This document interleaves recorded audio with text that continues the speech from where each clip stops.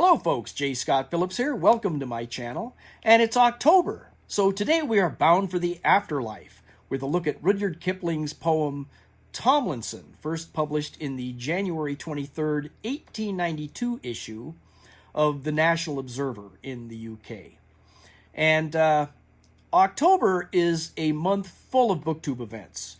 And so being a creepy, spooky, scary kind of a month in general, I am going to attempt to kill three birds with one stone. I'm going to try to cover three different booktube events all in this one video. So we'll see how that goes. Bird number one is that it is a creepy, scary month. And so much of booktube is taking this month to appreciate and read scary, spooky literature. And Kipling's poem Tomlinson is a bit of a ghost story, so certainly falls under the Halloween, October, autumn-like umbrella. And then October is also Victober. This is bird number two, in which booktube is celebrating Victorian literature. Kipling, of course, being one of the most popular Victorian authors of all, so definitely falls under that category. And then the third bird is Poetry Thursday. This is my first entry ever to a Poetry Thursday, and to be honest, I've never really been much of a poetry guy myself for whatever reason.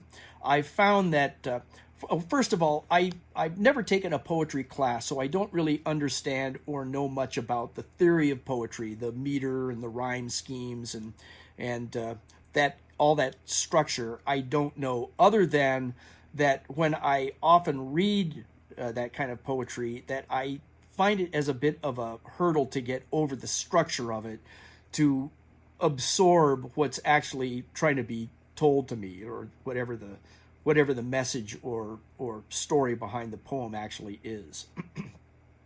But for some reason, excuse me folks, I seem to have a bit of a frog in my throat at the moment. But as I was saying, for some reason, I don't seem to have those kinds of issues reading Kipling's poetry. I don't trip over his verse like I do with other poets. I don't know how he does it. I think his command of the language, I'm sure he's forcing words in to meet a certain meter or something, but I just don't notice it so much. His choice of words is such that it reads very fluidly. He's not taking a word or two here and there and putting it in front of another phrase or after another phrase to hit a rhyme or something. At least if he does, he's doing it with such control that it just reads nice and smoothly, almost like reading any one of his stories, his regular prose. And that's another aspect of his poetry, is they are often very story-driven, lots of storytelling in them. And I don't want to say they have a message, although I guess they do, but they are written in a story manner that often is epic and often heartrending and often profound, and also often very humorous. And so Tomlinson, this poem here, I think has a lot of those aspects all in the one poem, which is probably why it's one of my favorite poems of his. Now, it was written in 1891, which was just a couple of years after he returned to England, after having been living and writing in India for years. Kipling was born in India, and so he grew up with a lot of that culture around him of the Indian people. And he, even though he was of a class considered above that at the time, he was still around those people and that culture for so much of his personal experience that he embraced that and appreciated it and wrote about it. And he understood a lot of the struggles of the Indian people of his day and wrote about it, and often using Indian and Hindu words freely in his writing. And the modern reader is going to trip over that kind of thing. And I think they probably must have, even back in Kipling's own day, back in England, I don't think they would have been familiar with a lot of those foreign phrases. But one of the other things that he would often do would be to write in a dialect. And we'll get into that with Tomlinson a bit here. It's not Indian or Hindu dialect at all. It's Scottish. But when he wrote this in 1891, it was just a couple of years, like I say, after he came back to London, right at the height of the aesthetic movement. And that was a period and a style of writing in England that was all the rage at the time. And he found it somewhat appalling. He fell right into the middle of the literary circles when he came back, and so was rubbing shoulders with these bohemians, and considered the aesthetic movement to be just art for art's sake, as it was often described. And he didn't like that so much, because he felt that these kind of dandies, these artists and writers and musicians of this movement, were not writing from their own experience. They were writing more from things they'd heard about or read by other people that experienced it, or have mused or intellectualized over, and didn't really understand or grasp it. As good as that literature might have been, he didn't feel that it was necessarily genuine or from personal experience, and he liked to write about that. He liked to write about the work that people did and the suffering that people did that he had experienced in his own life. And all these dandies in jolly old London weren't really coming up to snuff as far as he was concerned in that regard. He didn't really even care for the way they presented themselves in public, often with the long bohemian hair and the pretentious manners of speaking, and their mannerisms and all, their kind of foppish dress and all that. Think Oscar Wilde. That's the type of aesthetic movement writer that he looked down his nose at. And so Tomlinson in the poem is one of those types, someone who has just heard of life's extremes and never really experienced them himself, and kind of prided himself in his knowledge of that, but doesn't really have that experience. Now, before we get much further, if you've seen my channel before, you probably know that I love to chat about art and artists that have created artwork for the books we chat about on my channel here. And I'm not going to do a lot of that in this video here. There really is not a lot as far as illustration goes for a poem like Tomlinson. However, I was in Boston earlier this year and went to the Brattle Bookshop and came across an edition of Kipling's verse that was put out by the Folio Society. And it was illustrated throughout by a British artist that I was not familiar with by the name of George Tute. And he was born in 1933, and he is now 90 years old. He's still with us.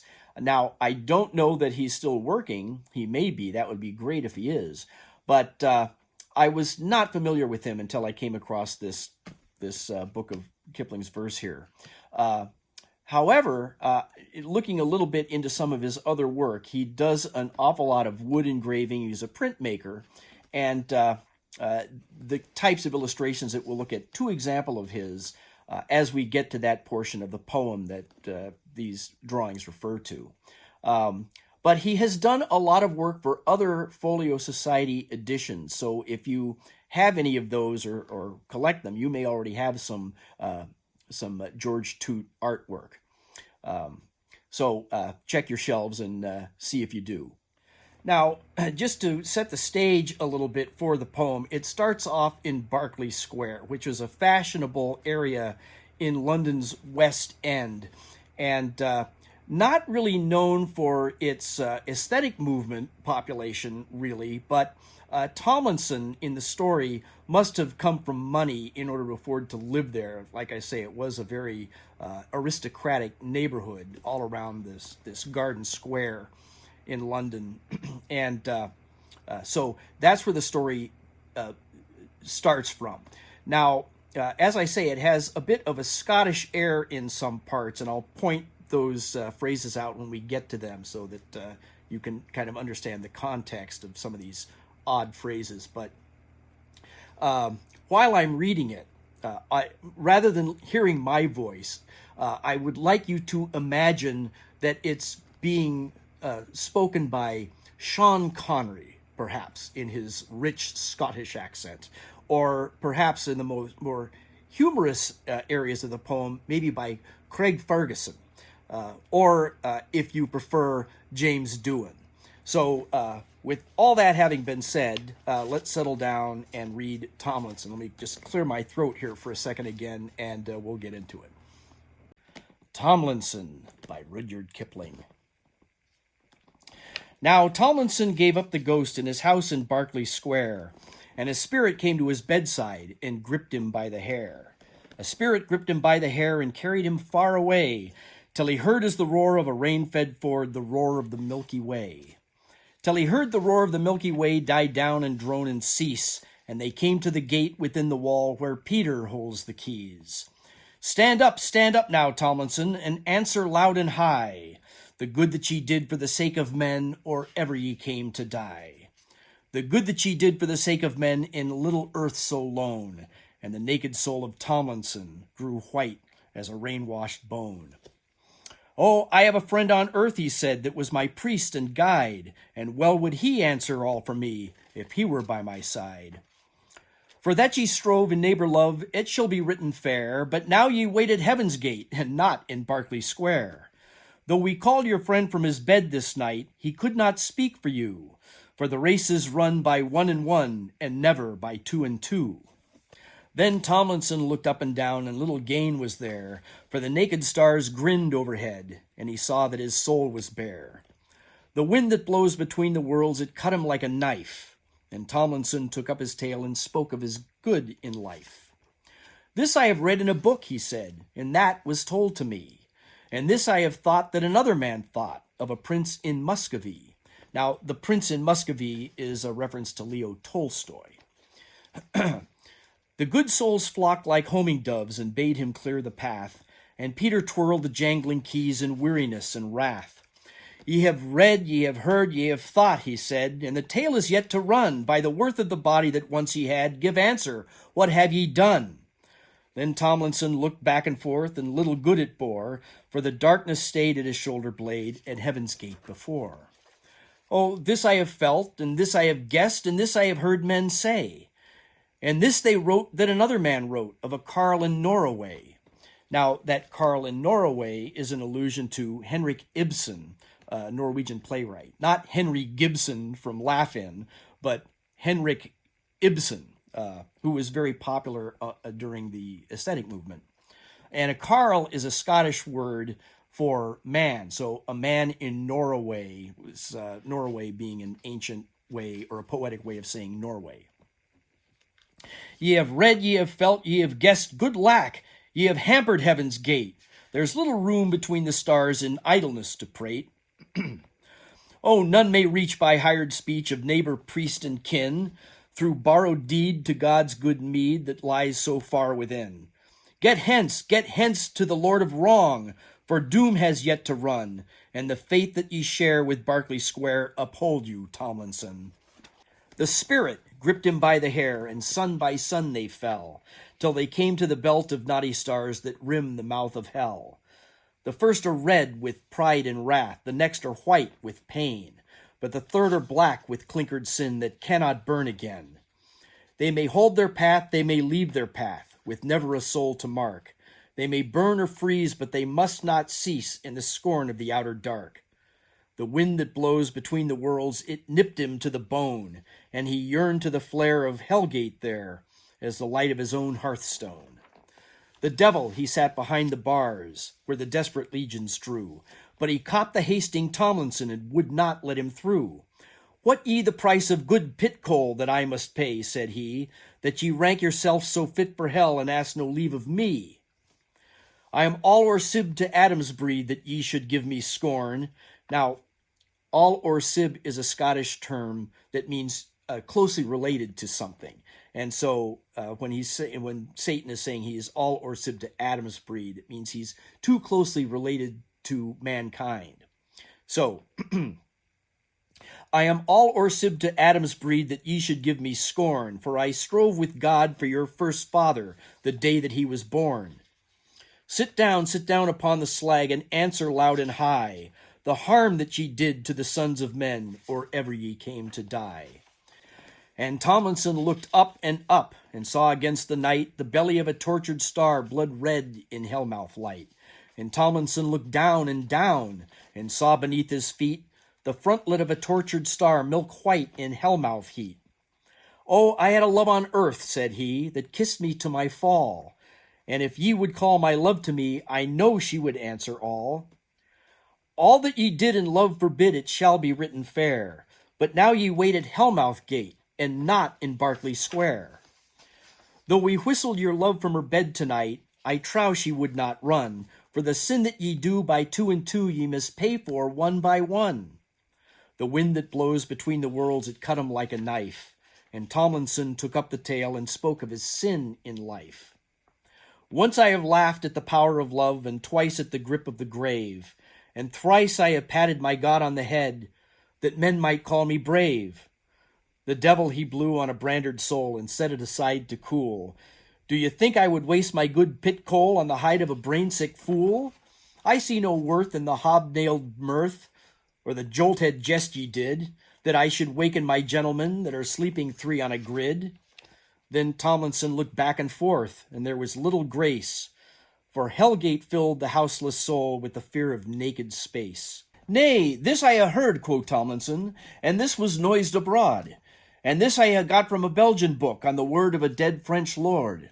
Now, that dead French lord there is a reference to the Marquis de Sade. Ye ha' heard, ye ha' read, ye ha' got good lack, and the tale begins afresh. Have ye sinned one sin for the pride of the eye, or the sinful lust of the flesh? Then Tomlinson he gripped the bars, and he yammered, Let me in, for I mind that I borrowed my neighbor's wife to sin the deadly sin. The devil he grinned behind the bars, and banked the fires high. Did you read of that sin in a book, said he? And Tomlinson said, Aye. The devil he blew upon his nails, and the little devils ran.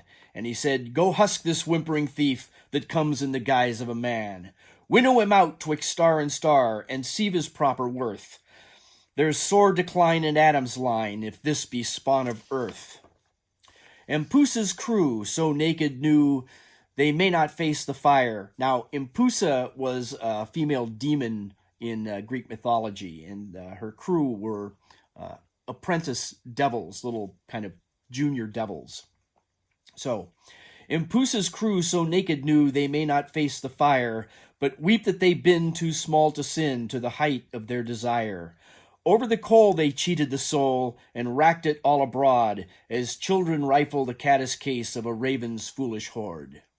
And back they came with the tattered thing as children after play, and they said the soul that he got from God he has bartered clean away. We have threshed a stook of print and book, and winnowed a chattering wind, and many a soul wherefrom he stole, but his we cannot find. We have handled him, we have dandled him, we have seared him to the bone, and sure if tooth and nail show truth, he has no soul of his own. The devil he bowed his head on his breast, and rumbled deep and low, I am all o'er sib to Adam's breed, that I should bid him go. Yet close we lie, and deep we lie, and if I gave him place, my gentlemen that are so proud would flout me to my face. They'd call my house a common stews, and me a careless host. Now, a stews is an old term for a brothel. So, they'd call my house a common stews, and me a careless host. And I would not anger my gentlemen for the sake of a shiftless ghost. The devil he looked at the mangled soul that prayed to feel the flame, and he thought of holy charity, but he thought of his own good name. Now ye could haste my coal to waste, and sit ye down to fry. Did ye think of that theft for yourself, said he, and Tomlinson said, Aye. The devil he blew an outward breath, for his heart was free from care. Ye have scarce the soul of a louse, he said, but the roots of sin are there. And for that sin should ye come in, were I the Lord alone, but sinful pride has rule inside. and mightier than my own. Honor and wit fordamn they sit, to each his priest and whore. Nay, scarce I dare myself go there, and you they tortured sore. Ye are neither spirit nor spirk, he said, ye are neither book nor brute. Now, a spirk is another Scottish term for a wee drop of the true. So, ye are neither spirit nor spirk, he said, ye are neither book nor brute. Go, get ye back to the flesh again, for the sake of man's repute. I'm all orsib to Adam's breed, that I should mock your pain, but look that ye win to worthier sin, ere ye come back again. Get hence, the hearse is at your door, the grim black stallions wait. They bear your clay to place today, speed lest ye come too late. Go back to earth with lip unsealed, go back with an open eye, and carry my word to the sons of men, or ever ye came to die, that the sin they do by two and two they must pay for one by one, and the God that you took from a printed book be with you, Tomlinson. So, there you have it. Tomlinson by Rudyard Kipling. That was a lot of fun. I may have to do some more of these Poetry Thursdays and maybe dip back into some Kipling, or maybe if I can get myself inspired and get over some personal hurdles, some other types of poetry from some other poets. There's plenty of them. So, like I said, that was a lot of fun. I hope you enjoyed it, and we'll chat again very soon. And until then, thanks for watching.